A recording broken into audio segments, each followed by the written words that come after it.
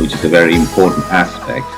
And then we just spoke to a German company which has built IoT device for forestry, for forest conservation and forest fires and so on and so forth. So, and then one of our earlier presenters back before the pandemic, she was talking about how someone did an independent project on monitoring pygmy elephants or something like Pygmy that. elephants. Yeah. Oh. In Oh the my God, forest. yeah, I love working in this space. Then maybe one day we get to work with someone who works with pygmy elephants. Give me an overview of this. Right now, we're building B2B software for biodiversity data intelligence aimed at investors and companies to make it easier for them to make good decisions on investment and on their businesses regarding biodiversity and nature. As we have talked about also, that we met with 3 co-founders and we met at the VC fund Antlers Accelerator here in Oslo just a couple of months ago. So we're pretty fresh. Yeah. Well, you and I met there. Seth, the California guy, and we've been friends for a couple of years. He's kind of like an honorary Norwegian, often in Norway, and will move here soon, which will make collaboration easier. But yeah, Cecilia and I met through Antler. Because we have a lot of independent people working with Media Monday, students and people who are passionate about sustainability and people who are, we even have people who are physically challenged, who are on disability and so on, but they want to really make something of their lives. So we have different people who come in as volunteers because our mission is to make this world a better place. So tell us a bit about the motivation behind setting up this really interesting business. Yeah, so I'm a product designer with a psychology background, and I used to work in research, but most recently, the past, I don't know, 10 years, I worked within product design. And for, I don't know, for my whole life, in a way, I have been very conscious about materials and ingredients. And I grew up, like my family, we ate organic and local food. And I was like very like in the mindset of my parents already when I was a child. And back then it wasn't cool, or like I used to wear Birkenstocks and that was not cool. But so like I kind of grew up with a mindset of how we treat nature, or what we use from the land. It has an impact, like the choices that we make that's from a consumer perspective, right? They are important for your own health, but also for the health of other people and even other species. So for me, that was the main driver, kind of. How does it help organizations, and a little bit about that? So right now we're like at the very beginning of our startup journey, which also means that we're like in the middle of product discovery, or we actually took like last week we decided that we're going to take a step back because there are so many product pathways that we could go, and we want to test out a couple. But what all the solutions will have in common is that we are gathering data from multiple data sources, and we're putting them together, and we're making sense of the data, and then the output will be actionable insights, so that either the investment firms can look at their portfolio and then assess like, oh, maybe we should pull some companies out, or maybe we should add some companies that have like a positive impact on biodiversity and nature, or maybe one region or like a certain asset group is something that we should stay away from, and kind of give more actionable insights. And the same also for if companies are using our solution. So we're kind of like a data aggregator and sense maker of data. And that doesn't sound super sexy, but it's actually really it's really important, because so many decisions that we base are data based or based on data. And then it's really important to know if the data that we're using are actually good, and if it makes sense to use that data in that context. And so we wanna be the ones who do that for the companies, so that they don't have to do it. So what we've been hearing about from the potential customers that we have been talking to, and is the synthesization of data is sort of like a common thread that we've heard. So that's sort of like what we're digging a bit more into, like how could that be solved with the proper solution? And we see ways it can be solved. So we're in like a market validation phase right now. It's both from investment managers as well as heads of sustainability at companies, that they've said like the problem per se is not directly that, like finding data or having access to data, but making sense of it. And then also like certain tools that are out there, they are kind of in the sense making business, but they might not be as easy to use or as easy to like then look at like the output that they provide to then make a decision. Like it's very sciencey. So we want to be like the translator of science into business actions. And what type of organizations have you spoke with? Primarily, we've spoken to asset management firms and the hedge funds as well. So we're starting there, but we also talk to apparel companies as well, and the jewelry company. So what we primarily in the beginning focused on was the investment firms in general, and then we talked to some of the big actors in Norway, for example, on asset management. And that's also why we the last week have been thinking, okay, yes, we see the problem here, but we know that there's also multiple other like sustainability departments in companies. It doesn't necessarily have to be investors or asset managers. So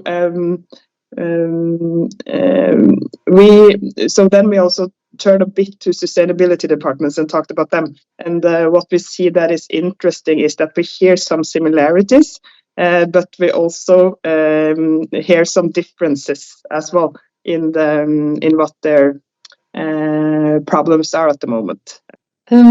Maybe one similarity is that everyone's gonna have to report on or include biodiversity in their reporting. It depends a bit on the type of company or the type of business that you are, like the timeline when you have to start to report might change, but everyone will have to.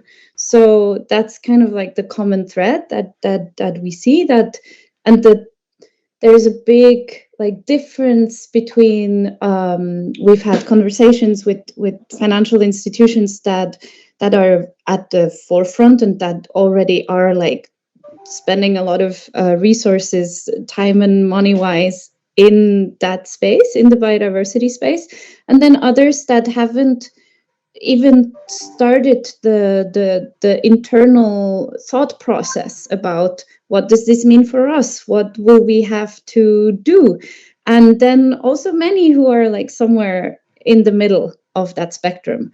But everyone, it's like on everyone's table, and just the space that it has been receiving on that table is different from company to company.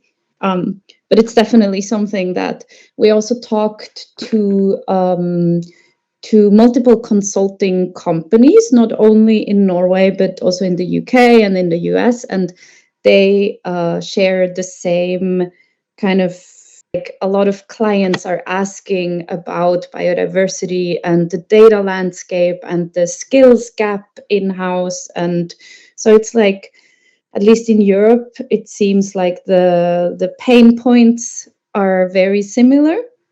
And also that the difference in knowledge and in where people are at is quite spread out. How do you envision your future customers to be using your platform? True for bigger businesses is that they don't want yet another platform, like not yet another B2B SaaS platform that, yet another tool.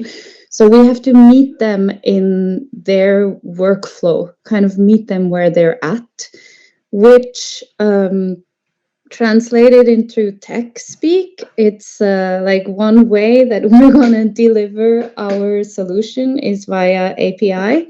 But that's only one way. It's that we also sell data sets or raw data, not sure yet, or if we're gonna at some point also build a platform. It depends, but the customers that we have been more closely in touch, for them it's quite definitely that it has to come in form of an API. And right now we can also like produce like semi-manual reports. And as like an early stage startup, like one mantra is do things that don't scale, so that you really get to know the business and the industry and the customers. And the semi-manual reports, while really valuable for the customers, quite painful for us to produce, but really also really valuable for our learnings and getting to know the different data sets.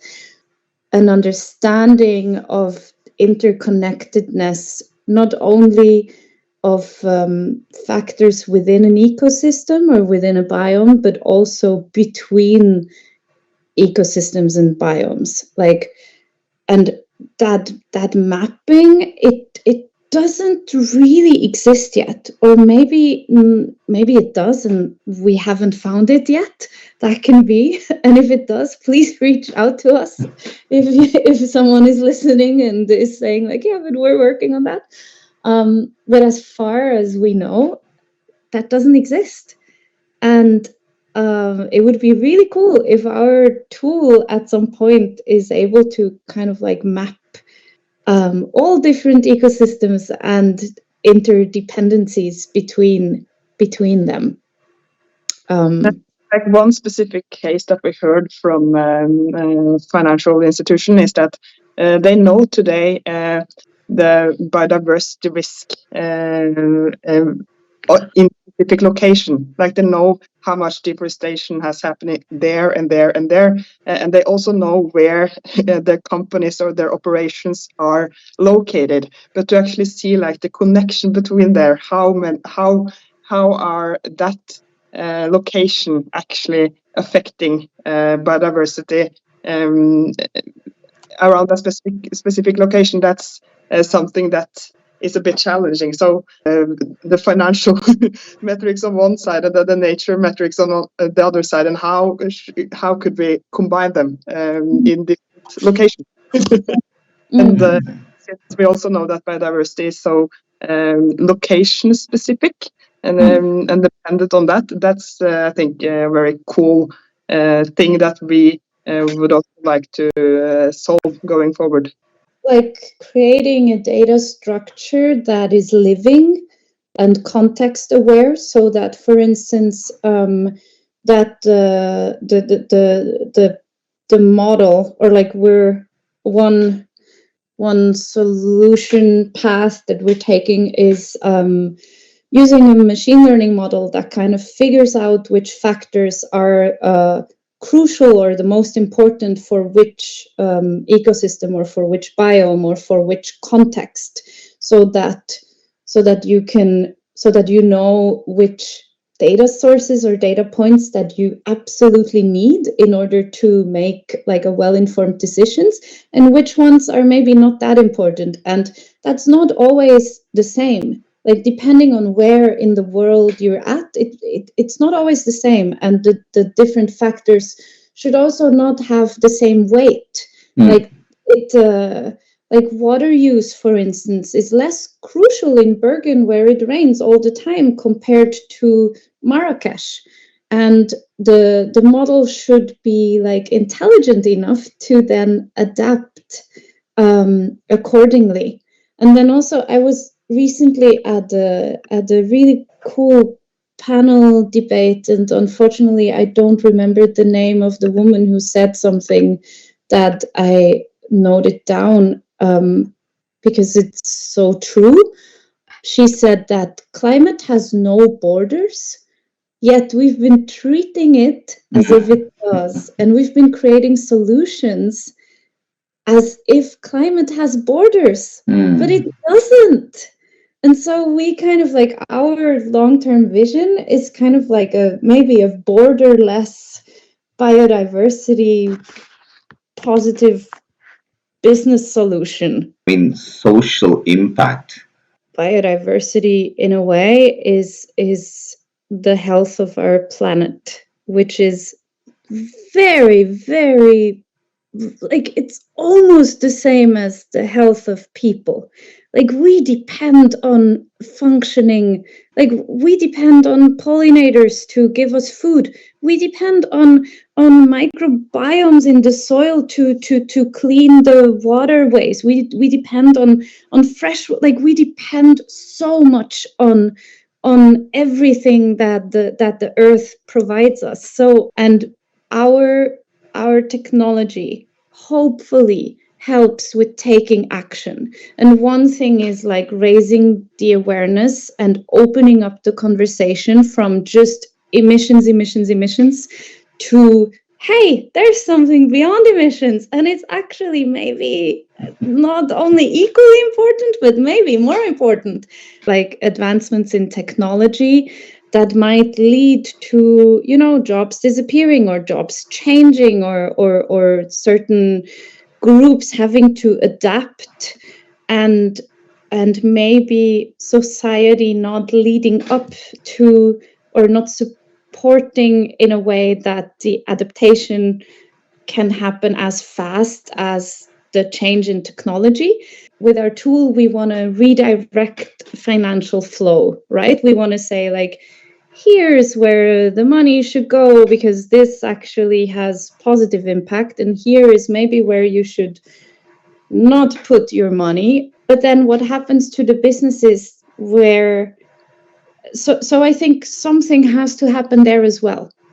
And another crazy vision, if you're up for it, is that like, what if we had the funds, and by using our tool, if the money gets redirected, then what if we could say, hey, but we also can help you change your business operations, like if you're a manufacturing plant, if you want to.